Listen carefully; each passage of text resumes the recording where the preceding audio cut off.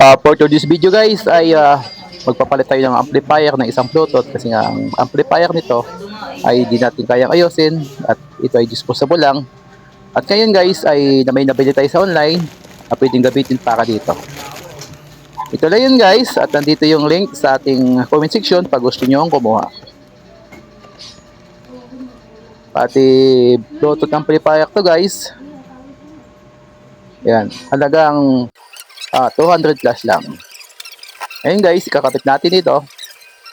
Papalitan natin ang kanyang ampli para magamit pa ang kanyang speaker.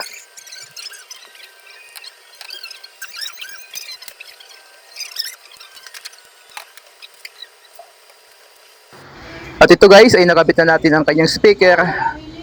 Stereo ito guys. At mamaya ay magbubutas tayo dito sa kanyang box para doon natin ilagay ang kanyang amplifier.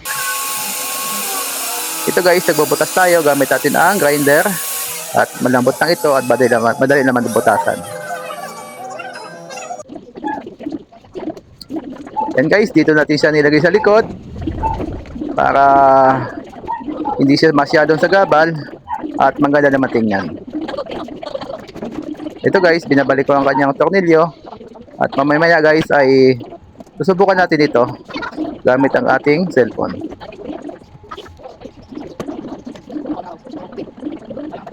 So ulitin ko guys, nandito yung link ng product na ito sa ating comment section pag gusto nyo mag-order. At napakadali naman ito kabit-ikabit guys. Ito guys ay susubukan na natin gamit ang ating cellphone sa pamamagitan ng Bluetooth connection. Bluetooth mode.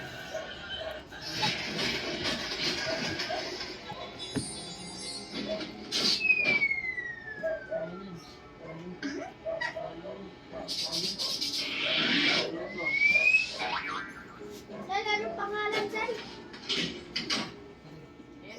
Ikaw, sino ka ba talaga? Ako ang iyong kaaway.